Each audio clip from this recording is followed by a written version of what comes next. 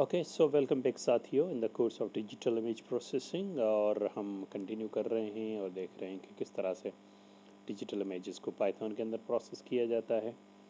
और अगर आपने पहली वीडियोस नहीं देखी तो वहाँ बिल्कुल मैं रिकमेंड करूँगा देख लीजिएगा, जहाँ हमने इंस्टॉलेशन प्रोसेस वगैरह देखा है। आज की क्लास में हम प्रैक्टिकली देखते हैं एक और ज़बरदस्त मॉड्यूल है जिसका नाम है इसके इमेज मॉड्यूल, और उसके अंदर उसकी क्लासेस यूज़ करके इमेज के ऊपर ऑपरेशन परफॉर्म करते हैं। मैं गूगल कोलैब यूज़ कर रहा हूँ, इसलिए गूगल कोलैब को अपनी ड्राइव से कनेक्ट किया है ताकि मेरा डेटा जो है पाथ इमेजेस वगैरह जो मैं रीड राइट करूँगा उसकी सारी चीज़ें जो है वो गूगल ड्राइव के ऊपर मौजूद हैं। राइट, सो शुरू करते हैं। आज की क्लास में हम जो है वो यूज़ करेंगे दैट इज़ इसके इमेज एक ज़बरदस्त मॉड्यूल है जिसको हम यूज़ करेंगे इमेज प्रोसेस के लिए, और फिर वहाँ से एक क्लास है इसके इमेज में से उसको इंपोर्ट करते हैं जिसका नाम है आईओ क्लास। इसको जो है वो यूज़ करेंगे आज इमेज प्रोसेसिंग के लिए। That's wonderful. और ये इसके इमेज जो मॉड्यूल है, बेसिकली मॉड्यूल का ये काम होता है कि वो उसके अंदर कलेक्शन ऑफ पाइथन फाइल्स होती है, क्लासेस होते हैं और डिफरेंट फंक्शंस होते हैं, और फिर उन बिल्ट इन फंक्शंस को हम अपने कोड के अंदर यूज़ करते हैं। जैसे इसके इमेज मॉड्यूल में से एक फंक्शन जो है वो आईओ, एक क्लास जो है वो आईओ क्लास है, जिसको हम जो है वो आज के ट्यूटोरियल में इमेज रीड और व्यू करने और देखने के लिए भी इस्तेमाल होता है। So let's start. सबसे पहले जो है वो हम इमेज का वेरिएबल बनाते हैं और उसके बाद IO dot I M read कर लेते हैं। आज हम आईओ क्लास की मदद से, अब यहाँ आपको पता है इमेज का पाथ आता है, तो ये मैंने नीचे जो है इमेज का पाथ कॉपी करके रखा हुआ था जो मेरी ड्राइव के ऊपर मौजूद है, और मैं इसी को यूज़ कर लेता हूँ ताकि आपके इमेज का जो भी पाथ हो। यहाँ पे हमने वेरिएबल बना दिया, ये मेरे इमेज का पाथ आया, इमेज टेस्ट डॉट जेपेग है मेरे पास। और फिर जो है वो हम आईओ डॉट शो से जो है वो इमेज को डिस्प्ले करवाते हैं। लेट्स सी के जो इमेज मेरे पास आया है that is readable no. Okay so error तो बहुत अच्छे होते हैं। लेट्स सी के एरर कहाँ है। पहले एरर को पढ़ लेते हैं कि ये मेरा पाथ था, इसको मैं डिलीट कर लेता हूँ कि show text one position argument but one was given. Okay, do you know what is missing? I M show not show. So ये छोटी छोटी चीज़ें होती हैं, इसको फिर भी मैं कंट्रोल एक्स कर लेता हूँ। ओके, मेरा जो कर्नल है वो दोबारा इंटरप्ट हुआ है, तो कोई बात नहीं। तभी ये देखें यहाँ से रीस्टार्टिंग आ रहा है, शायद नेट का इशू होगा, क्योंकि मैं दोबारा इसको चला लेता हूँ। तो बड़ा सुकून के साथ, तहम्मुल के साथ जो भी एरर आए उसको जो है वो इसको हम स्किप कर लेते हैं। लेट्स सी,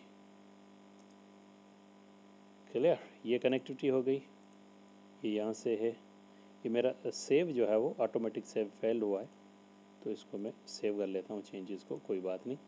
इसके इमेज इंपोर्ट किया, यहाँ से मैं अब इसको चलाते हैं और अब देखते हैं कि I O dot I M show और उसके बाद इमेज वेरिएबल। सो बड़ा सुकून के साथ इसको डील करेंगे और समझेंगे चीज़ों को। वंडरफुल, इमेज जो है वो रीड होगी। अब आपको पता है इमेज की रेजोल्यूशन देखने के लिए अगर मैं करूँ तो I am dot shape function की मदद से जो हम देख सकते हैं कि मेरे इमेज के अंदर क्या है। इमेज के रेजोल्यूशन ये है कि ये इमेज 180 by 270 है, और ये number of channel colour RGB image है, तभी इसके अंदर 3 जो है वो हमारे पास कलर मौजूद है। तो ये हमने जो है वो इसका रेजोल्यूशन जो है वो देख लिया। अब हम इस पर ऐसा करते हैं कि मज़ीद पांडाज जो है वो मॉड्यूल जो है उसको यूज़ कर लेते हैं, ठीक है, इमेज के में फर्दर पांडाज जो है वो देखते हैं कि किस तरह से पांडाज बेसिकली एक पाइथन का मॉड्यूल है जो इस्तेमाल होता है रीड के लिए, राइट के लिए, and process various file formats के लिए, राइट। सो हम कैसा करते हैं कि इंपोर्ट करते हैं पांडास। अब हम स्लोली ग्रेजुअली अपने काम को, इमेज प्रोसेसिंग को जो बढ़ा रहे हैं। Import pandas as P D, right, ये पी डी हम नाम रख लेते हैं। यानी पांडास की जगह पीडी को हम इस्तेमाल करेंगे। आप कोई भी जो है वो नाम लिख सकते हैं। सो ऐसा करते हैं, पांडास कहाँ यूज़ करते हैं? सबसे पहले तो हम अपने इमेज को जो है यहाँ से, जो मैंने रीड किया है इमेज, उसी इमेज को रीड करते हैं। इधर कॉपी कर लेते हैं इसको, राइट। और ये मैं भी इसको शोकेस नहीं करवा रहा हूँ, डिस्प्ले नहीं, पांडास, ठीक। तो पांडास के अंदर हम जो है डेटा फ्रेम को जो है वो एक वेरिएबल डिफाइन करते हैं, इस पर भी बात भी करेंगे। और P D pandas dot data frame, let's see हम क्या करने वाले हैं, राइट। तो हम क्या कर रहे हैं कि ये हमारा इमेज था जो हमने रीड किया, हम पांडास को यूज़ कर रहे हैं और डेटा फ्रेम की मदद से। और यहाँ पे हमारा जो है वो इनपुट इमेज जो है, ये हमारा इनपुट इमेज है, कला। और इस इनपुट इमेज पे हम ये कर रहे हैं कि इसको हम रीड ऑल रोज कॉलम्स, ये आपने may be basic data structure में पढ़ा हो, नहीं तो आपको ये चीज़ें जो है वो आराम से मिल जाएंगी। रोज एंड कॉलम्स, सारे जितना इमेज का डेटा है उसको रीड करना है। लेकिन अब ये RGB इमेज है, तो हम कह रहे हैं कि ऐसा करो कि इसका कौन से पिक्सल्स वैल्यूज़ आपने रीड करने हैं या देखने। तो हम कह रहे हैं 0 का मतलब है कि रेड कलर की जो वैल्यूज़ हैं इस मेरे इमेज से, जो पिक्सल इंटेंसिटीज़ हैं, जो पिक्सल वैल्यूज़ हैं, उनको रीड करना है सारे इमेज में से, right. All rows and all columns. So एक सिंपल थोड़ा सा। अब अगर हम प्रिंट करके इस DF को देखते हैं तो देखते हैं क्या डेटा फ्रेम के अंदर मेरे इमेज का ये डेटा आया या नहीं आया। वंडरफुल। अब हमने एक थ्योरी के अंदर क्लास बड़ा ज़बरदस्त कॉन्सेप्ट डिस्कस किया था कि इमेज जो है वो पिक्सल से बनता है और उसके पीछे एरेज होती हैं, और एरेज के अंदर इमेज का डेटा पिक्सल की इंटेंसिटी की वैल्यूज़ के अंदर जो, अब ये जो पिक्सल्स आपको दिख रहे हैं रोज एंड कॉलम्स, सो ये डायमेंशन है, 2D इमेज है। और इसके अंदर वही देखें 183 रोज 180 कॉलम, जो आपने रेजोल्यूशन देखी थी, उसके पीछे ये वैल्यूज़ जो है वो हमें नज़र आ रही हैं। लेकिन ये वो वैल्यूज़ हैं 3 कलर में से जिसकी रेड जो कलर चैनल है उसकी वैल्यूज़ हैं।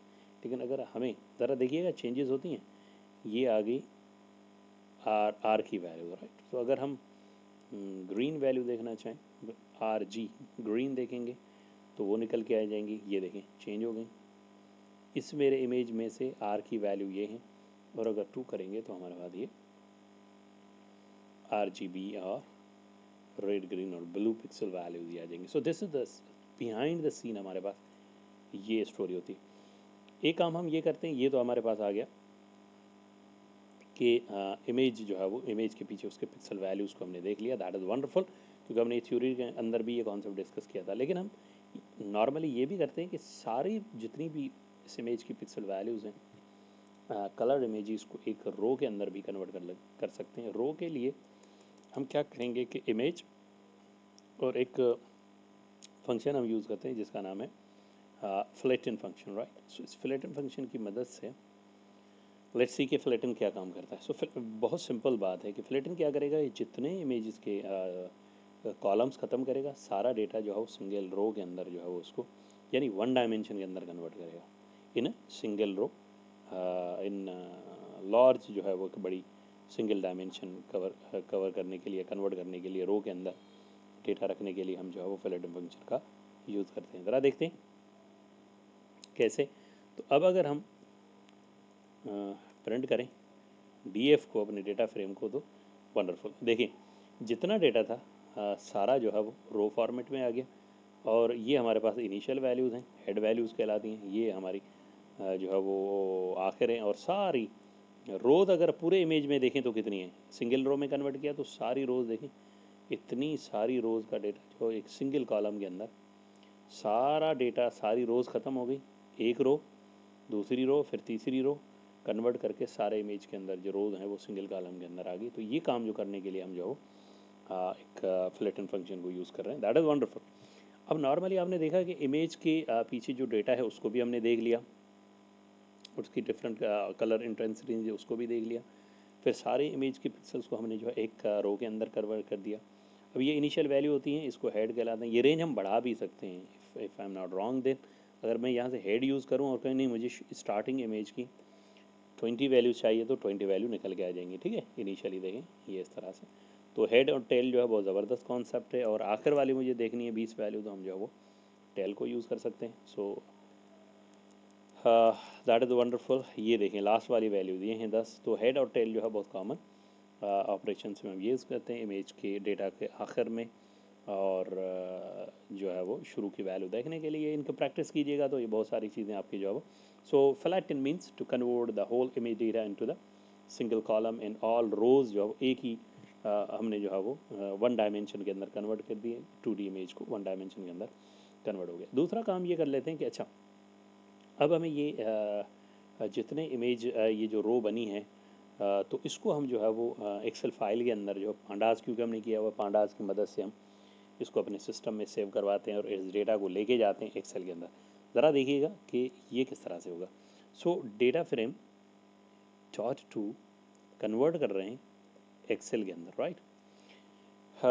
ये बहुत ज़बरदस्त चीज़ है जिस पे जो है वो अच्छा ये डेटा फ्रेम जो है वो क्या कर रहा है कि कन्वर्ट कर रहा है, ये फंक्शन एक कन्वर्ट कर रहा है वन डायमेंशनल के अंदर ऊपर जो, और एरे की फॉर्मेट, वन डायमेंशन एरे के अंदर डेटा फ्रेम ने इसको कन्वर्ट कर दिया। अभी हम जो काम करने वाले हैं वो ये है कि हम इसको एक्सेल फाइल के अंदर जो स्टोर करने वाले हैं। That is wonderful. जो डेटा जो वन डायमेंशनल एरे के अंदर जो स्टोर हुआ है, तो इसमें दो पैरामीटर्स को इनपुट जाएंगे। पहले हम फाइल का पाथ दे देंगे, तो मुझे ये कहाँ स्टोर करना है, यानी कहाँ फाइल मेरी जाके स्टोर हो। तो मैं क्या करता हूँ कि यहाँ से ये पाथ कॉपी करता हूँ, यहाँ से मैं ये पाथ कॉपी करता हूँ और इसको जो है इधर लेके जाता हूँ ये। लेकिन मैं इसको एक्सेल फाइल बनानी है, तो यहाँ से इमेजेस से बाहर निकल के मेरा जहाँ लेक्चर फाइल है उसी में जाके मैं इसको स्लैश लगा के नाम दे देता हूँ। ये मेरे पिक्सल वैल्यूज़ हैं, राइट, ये वैल्यूज़ हैं मेरी इमेज की। तो कह रहा हूँ कि पिक्सल अंडरस्कोर वैल्यूज़ डॉट किस फाइल फॉर्मेट में, एक्सेल फाइल है तो आप उसकी एक्सटेंशन देंगे XLSX। वंडरफुल। इस बात पे जाके ये मेरी फ़ाइल जो है वो सेव हो जाएगी। ये हम कन्वर्ट कर रहे हैं बहुत ध्यान से, बहुत सिंपल तरीके से हम कन्वर्ट कर रहे हैं कि जो ये इमेज का डेटा है जो सिंगल रो में आया है, अब इसको हम सेव करवा के एक्सेल में जो है वो देखना चाह रहे हैं कि किस तरह से ये सेव हुआ। सो एक तो आर्ग्यूमेंट हम ये पास करेंगे और कामा इधर लगा के हम इसको कर देंगे कि दैट इंडेक्स। इंडेक्स का मतलब ये होता है कि इंडाइसेस जो है वो इंडेक्सेस वैल्यू जो जब फाइल बन जाए तो उसके अंदर जो है वो जनरेट ना हो, तो इसको अगर हम फॉल्स करेंगे तो जनरेट नहीं होंगी, और ट्रू करेंगे तो वहाँ इंडेक्स वैल्यूज़ फाइल के अंदर जनरेट हो जाएंगी। सो हम इंडेक्स इसको जो है इक्वल टू फॉल्स कर लेते हैं। That's it. इसको चलाते हैं, लेट्स सी इधर इट वर्क्स फॉर अस। अगर कोई गलती होगी तो भी हम इसको देख लेंगे, कोई इशू नहीं है। तो ये फाइल हम जो इमेज का डेटा है उसको हमने एक्सेल फाइल के अंदर, अब यहाँ अगर जाके हम देखेंगे इसको मैं दोबारा जो है वो रिफ़्रेश कर लेता हूँ ताकि वो फाइल जो है हमारे पास आ जाए, जो जिसका नाम है पिक्सल अंडरस्कोर वैल्यूज़, राइट। खैर नो इशू। इंटरनेट का ये देखें पिक्सल, आई थिंक ये नहीं है, दूसरी फ़ाइल है, क्योंकि ये जो है वो दूसरी फ़ाइल है। ज़रा इसको चेक कर लेते हैं, क्योंकि नेट की वजह से भी अगर आप देखेंगे शायद इशू आ सकता है। मेरे पास इंटरनेट अभी स्लो। Yes wonderful. ये देखें ये फ़ाइल बन गई। अब अगर इस फाइल को आप ओपन करेंगे तो जितनी रो सारे इमेज के जो RGB इमेज के जितने भी पिक्सल थे, वंडरफुल, ये देखें सारा एक रो के अंदर जो हमने कन्वर्ट किया उसको पांडास की मदद से हमने एक्सेल फाइल के अंदर जो है सेव करवा दिया। ये सारी पिक्सल वैल्यूज़ हैं जिनको नॉर्मली हम देखते हैं जिससे इमेज हमारा बन रहा होता है। तो अभी ये बहुत सारी वैल्यूज़ होंगी क्योंकि आपने देखा लाखों के अंदर रोज़ हैं, तो वो सारी जो है वो ये वैल्यूज़ यहाँ आ गई। That is wonderful. किस तरह से हमने जो है अपने इमेज को जो है वो इनसाइड देखा, और इमेज को इनसाइड देखने के बाद हमने इसकी जो है वो वैल्यूज़ जो है वो यहाँ रख दी। So that is very good. I think ये सारी चीज़ें जो है वो आपको क्लियर होंगी, क्योंकि ये कॉन्सेप्ट हमने पढ़ा था लास्ट क्लास के अंदर, if you remember in my class, कि इमेज के अंदर बैक एंड पे जो वैल्यूज़ हैं उनको हम इस तरह से देखते हैं RGB कॉम्बिनेशंस, और फिर हमने उसको जो है वो एक रो के अंदर यूज़ किया, कन्वर्ट किया, और उस रो को लेके गए हम डेटा फ्रेम की मदद से किसके अंदर, एक्सेल फाइल के अंदर कन्वर्ट करके वो फाइल हमने जो सेव करवा दी। इसका मतलब इस तरह से हम इमेजेस को इमेजेस का जो डेटा, जो पिक्सल वैल्यूज़ हैं, उनको मज़ीद ऑपरेशन परफॉर्म करके और अपनी एप्लीकेशन के लिए यूज़ कर सकते हैं। Thank you. अगली क्लास में फिर किसी और टॉपिक के साथ